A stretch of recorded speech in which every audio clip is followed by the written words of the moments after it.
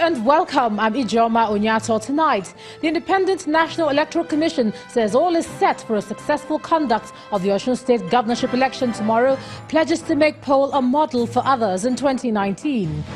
Police authorities warn against vote buying in the Osun State governorship election as 28,000 personnel are deployed to ensure maintenance of security. Minister of Communication Agbaje defends non-participation in the National Youth Service Corps, insists he has broken no law. And at least 136 people and many more still missing in Tanzania after a ferry carrying hundreds of people capsized on Lake Victoria. On business news tonight, Central Bank of Nigeria revokes operational license of Skybank, changes lender's name to Polaris Bank. And on sports news tonight, African basketball champions, the Tigers of Nigeria, begin their 2018 FIBA Women's World Basketball Cup campaign against Australia on Saturday at the Santiago Martin Arena in Spain. And from Abuja, youth groups in Kano declare support for President Buhari and Governor Ganduje ahead of the 2019 general elections.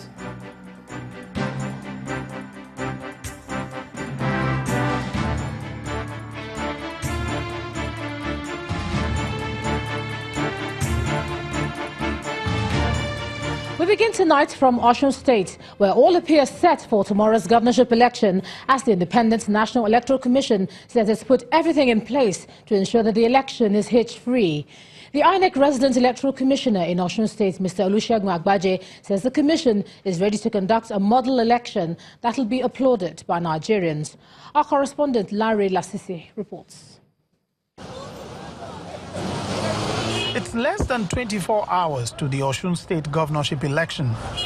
With over 1.6 million registered voters, 3,010 polling units spread over 30 local government areas, the election is seen as the final test for the Independent National Electoral Commission before the 2019 general election.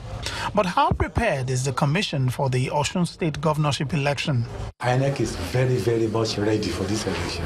He takes us through this innovation set up to track materials. INEC has improved in its operations, particularly when dealing with sensitive materials for election. We started this in July this year. The importance of this is that when they are on the way, we can be able to see, so if the vehicle has left Ilarun, it's coming along the road until it gets to Oshogbo here. If for any reason the vehicle should stop up somewhere along the line, the alarm will be triggered.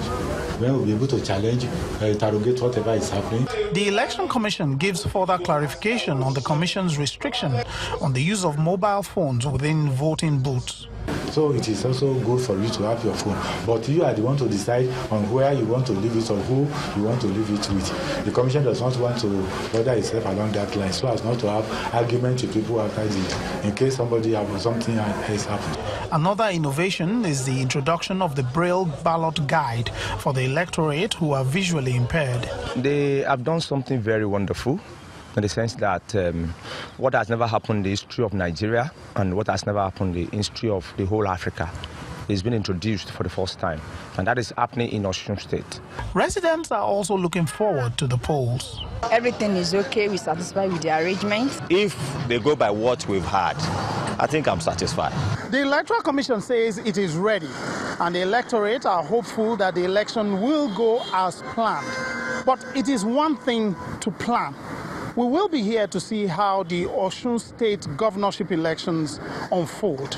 From Oshogbo in Osun State, Lanre Lasese for Channels Television News.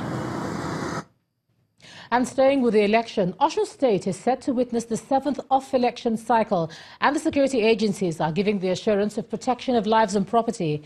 Confirming the deployment of 28,000 police personnel, DIG Joshua Kabila says the police are well motivated and ready to ensure a hitch-free electoral process. Our correspondent, Chris Lems, reports. The streets of Osun are quite busy and devoid of any form of threat or apprehension. With the elections just a few hours away, the people expect nothing short of a smooth ride. Just some hours to election, no barricading of roads, People are go about their normal businesses. So for now, there is no tension. I think everything is all right now. He said that everything is working perfectly. No security challenge. Everything is working smoothly.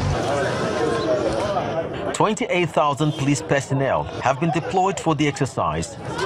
The team lead, Deputy Inspector General of Police, Joshua Kabila, who is upbeat about details paid the electoral process, seeks the cooperation of the electorate. We have what it takes. We should be able to set the pace for others to follow. We should do an election that others will copy. We are involved in a lot of conducting elections in other African countries. And we can't stay at the backstage. We should be able to accept some of these things, and we should know that at the traditional art, things that are cropping up like vote buying is embarrassing. Similarly, the NSCDC is deploying 5,500 personnel, and the Deputy Commandant General is on ground to monitor proceedings.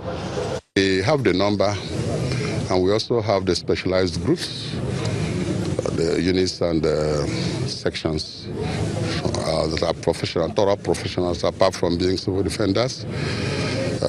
We have been doing this, and we have been rehearsing this on how to improve on maybe the mistakes from our Ekiti election.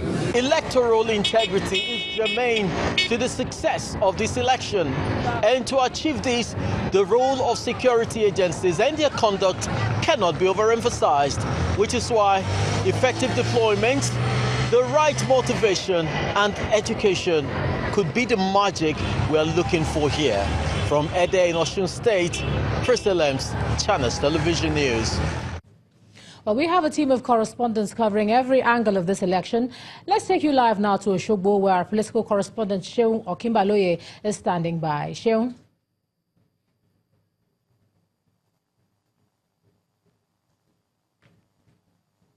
Welcome to Osogbo, the capital of Osun State. I'm now being joined on the News at 10 by the the Deputy Inspector General of Police in charge of operations, Habila Joshak. Thank you so much, GIG, for coming on the News at 10. Thank you for having me. Good evening, viewers. Let's get some clarity. How many of your men are on the ground for this election? Yes, I do not want to mention figure now, but I do know that we have well over 18,000 that we've deployed for the securing of the polling units, polling booths, the ballot boxes, and yet we have an array of officers also known as the Tactical Operation Team. Or those ones we have 40 units comprising of 63 per unit. Those ones are the Tactical Operation Team that rove around, that show visibility, that are responsible for, checking crime and criminality around the environment, but not at the polling booths and the polling units. We also have a lot of other security that we've deployed. We have the intelligence unit, led by 2 commissioners of police, the one for the intelligence, another for the X squad, and for the purpose of checking officers and men on duty. In short, I won't come up with a number, but the number is not less than 28,000 that are on ground for this election. You have how many commissioners of police who are on the... We have 11 commissioners of police. This time around, coming out from the election from Ekiti, we've decided that commissioners of police are posted to the area command. And we have 8 area commands. So we're going to have a commissioner of police at the area command to be able to give good security for the process of this election and to take sound decision to be able to ensure that there is added value in the processing of provision of security across all board in this election. Why are you deploying so much for just a state governorship election? Small, not much. 28,000? 28,000, not much. We like I told you, we need to secure some infrastructure. And remember, we're doing this all with other security agencies who also have made contribution. And these men that we're going to use, you are aware that we're going to lock down the entrance and the exit on a 24-hour basis, beginning from 12 o'clock this night until tomorrow at 6. And so in doing that, you need the men. You also need to put some men on standby. These men on standby will respond to distress call at short notice. Because if there are issues that require intervention and these officers are not there, you don't call them in any of these states and you find them, because there are no way that they can respond. And so it's a contingent of preparation that the security will be adequate, including the standby. We have a unit and a half of mobile police women that are also here. The fear is, if you are deploying this much for just a state governorship election, 2019 election is just around the corner. Would you be able to make such a kind of deployment happen across the country? Well, definitely not. And like I said, we need to make sure that we add value and do it differently. Having come out from some of these states that we've conducted election, to ensure that this process is credible. If by the time we spread them, you're not going to say anyone. This number is not up to the one that we had in Ekiti. And we have 30 local government here. And by the time we deploy them and we put on the standby and we do all these activities, the air wing and what have you, you're going to see no large number. We understand that the Osun State Commissioner of Police has been changed for the purpose of this election. Why?